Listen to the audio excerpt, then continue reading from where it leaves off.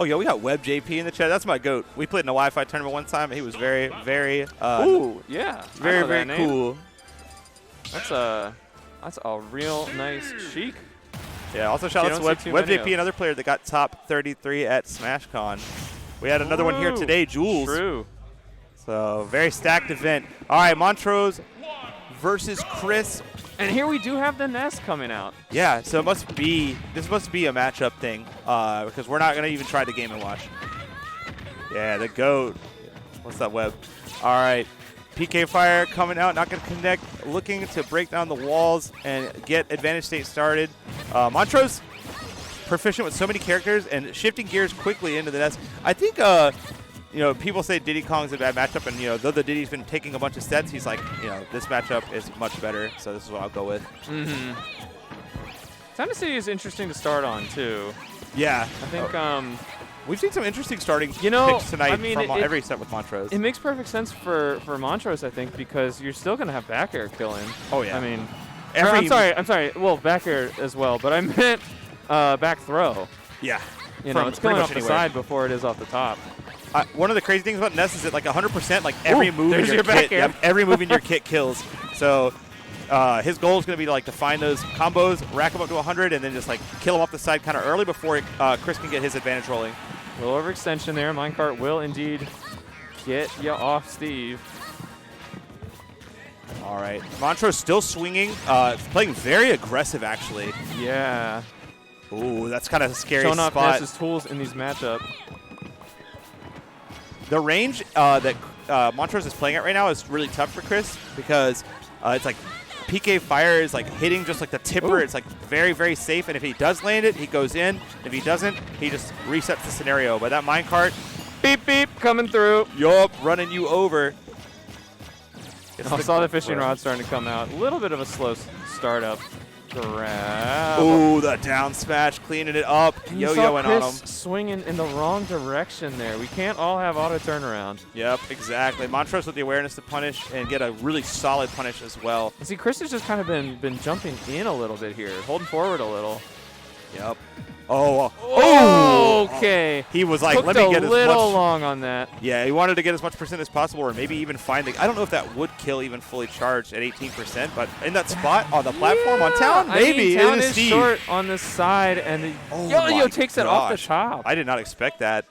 Yeah. Montrose with a clean game one, looking actually quite dominant. Yeah, Montrose is really just on fire right now.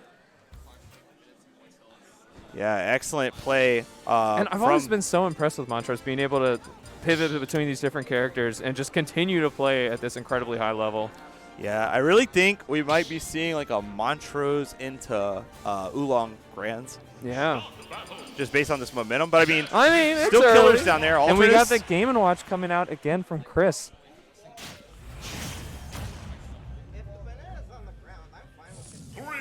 I don't know. This matchup is interesting. It's very interesting. And I'm not sure what to think about it. I don't think I've seen it very much. I mean, this is like a coin box matchup right here. You know what I mean? Like, we got Ness into Game & Watch. Yeah, it's true. You're like, is it Wednesday already? Is it Wednesday already? Oh, okay, never mind. Up.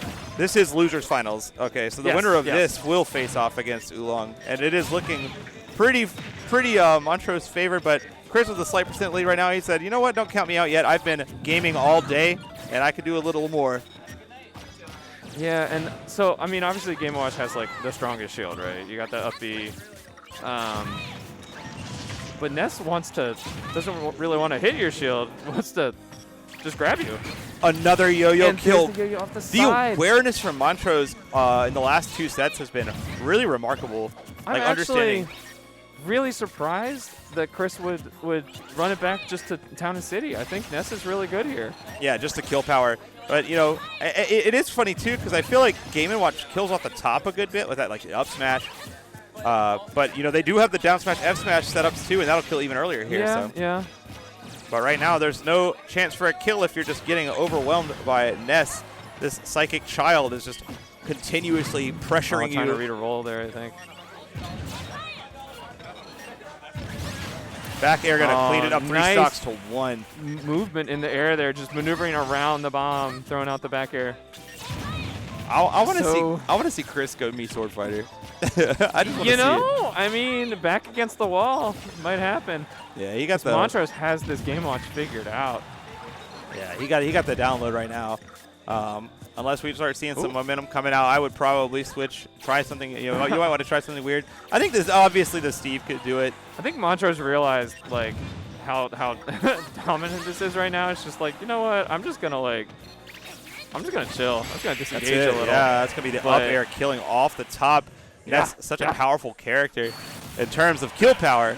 And you know what's funny? The vulnerability of Ness really is like the recovery off stage. Not great for the character. He does have like one of the craziest air dodges in the game for tons of mix, but we're not getting to see much offstage interaction at all. Montrose is like just winning neutral again and again and again, never giving a chance to get the edge guards. I think that's the win condition for Chris, at least in the Game & Watch matchup. Yeah, I mean, we never got to see Chef at ledge. We never got to see any attempts to bucket PK Thunder. Yeah, he's just kind of getting run over in neutral and then killed at lower percent. Okay, we've got the venue clamoring they're calling for the sword fighter. Oh, but Chris says, nah. I'm trying to make some money here tonight. We're going to the dark side. We're going to the Nether, right? I haven't played Minecraft. I think it is called the Nether. I think you're correct. Yeah. I have played a little. There, right? I've crafted a few mines myself. All right, nice back air. Chris with an early percent lead, trying to get like a really early stock, maybe to find some momentum. You need a spark right here. This is like kind of like your last gasp. And the Enderman is working so far. That's so tough to get through. The anvil just covered so much space for so long. But now you're off stage versus Montrose, who's been so effective at the ledge. He was able to shield there in time. Nice, and he's going to make his way back. Not easy to punish Elytra. Yeah, still got a good percent lead. If you get the stock here, it changes the dynamic a lot. We have not seen Montrose have to play from behind at all in this set. It's so brutal how PK Thunder just like pulls them right toward Ness. Yeah, it is a demonic move. Drag down up air into back throw with the rage, almost killed. But Enderman's pretty heavy. That leaves the hole in the middle. Block, no problem. I mean, fire on wood makes sense. That's right. It's going to burn it down. And so Chris really opening up with a strong advantage state, but has not been able to capitalize. He has not been able to find the stock. And right now, Montrose is threatening. If he takes the first stock, I think that's probably it. Up throw. Oh, that's going to do it. Nice. Okay. He has a chance. We're on the board. And we're not crafting diamond. Yeah, maybe at this percent you want to hold on to it because Ness can kill you with a variety of options. Yeah, very good point. Just getting materials goes a long way. Okay, we're kind of moving around now with the jabs. Walking with the jabs. Chris is swinging. He's got this little pattern going. Back throw. And that's going to be back throw, yeah. Yeah, from center. There was Dude, the down tilt to just shred the crafting table is so funny. Like, he's got cleats on or something. Like, that's right. Yep. Oh, he said nope. Don't do that. I love that anti-Steve recovery. Very creative. Yeah, guys, we're seeing a kind of a clinic today from a couple players on how to fight Steve. So if it's a character you're struggling to battle against, there's some good VODs that will be posted to the RVASmash YouTube channel, which you should follow at RVASmash on Pretty YouTube. unique tools from Ness, to be fair, but a lot of these concepts can be applied broadly. Yeah, right now, Chris does have a nice lead, and Diamond and the Anvil to clean it up. Nice trap. So this is the first good lead I think we've seen for this is Chris. Real. Yeah, otherwise. Oh, okay, big damage 65. There. Oh my gosh. The fact that you could confirm forward air into F smash. And we got the parry on the PK Thunder for good measure. Oh, we that almost was so close to Montrose being able to land on that little. He was going to thread the needle there. I wish he had done it. Win or lose, that would have been so hype. So Chris, Chris left. Swinging back here. I mean, I think we're seeing a case of, kind of stick to what you do best. Yeah. At the end of the day, I mean, we've seen this even at the highest levels of Smash with Gluttony. I've got really bad matchups. Yeah. And I'm going to figure them out with my character. You see this? What a counter pick. Wait a second. The Montrose Bayonetta. I was just talking about sticking with your main. Yeah, I think this is a really odd pick. I do too. I mean, I get that that was a tough game, but man, the first 2 games of this set were so one-sided. Yeah, so dominant. And right now, though, this is kind of looking solid. Like I say, Montrose is able to just pivot between these different characters that are all quite complicated. That's really. what Diddy Kong, Bayonetta, just Ness. No problem. It's not like you're playing Roy, Wolf, Palu, Game & Watch. Simple characters. Roy, Lucina, Cloud. It's these characters are all very gimmicky and specific. They're matchup specific gimmicks that you have to learn to do. So yeah, it's kind of. Now that is a good question about from Chad about can bats within get out of certain juggles. I think a lot of the up tilt stuff is just true. Probably, right? but maybe the big finisher with the up smash isn't now because it's a frame 1 escape. Now see, I mean on the other side of the coin, I guess, it kind of does put Chris in a weird situation of now I have another very specific matchup that I have to completely change how I'm thinking. Do you think it's a proto Banham thing, how he'll switch back and forth between Lucina and that's a great comparison. I think Montrose is a great local example of that sort of approach that you don't really see that much. He's saying you won't have time to adapt because you're not going to be playing the same matchups. I'm going to force you to run the gauntlet. Bayo looks so ugly in the cart. Oh my god! Well, I was gonna say she looks so tall. Yeah, she was so stiff. It's her ankles are sticking out of the the minecart. See, great run.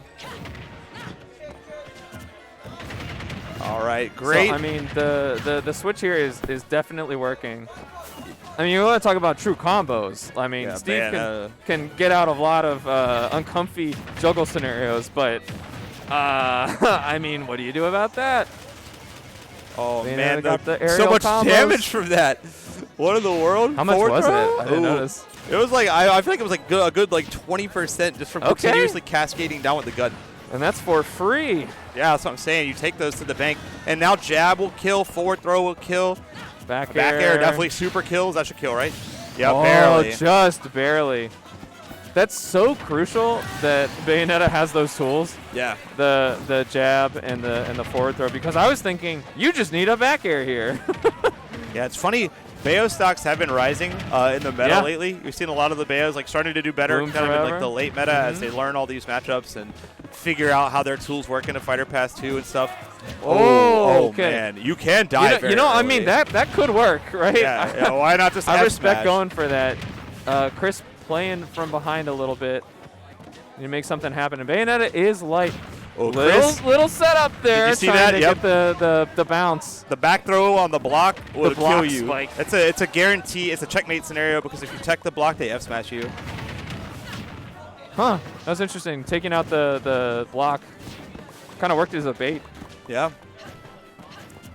Strong play from Montrose right now. A strong lead as well. 100% on Chris. His tournament life on the line. Wants the chance to get the run back with Oolong, I'm sure. And, of course, it's a big money match right now. It's the bigger payday. You go from one amount to well over $100 for second place. Yeah. That's one way to put it. This is just a very official money match. Yeah, it's a very expensive money match to lose. Got you. Oh, and that will take Chris right out of the minecart and out of this timeline. And this is it. This is grand finals of RVA Smash 100. Oolong versus Montrose.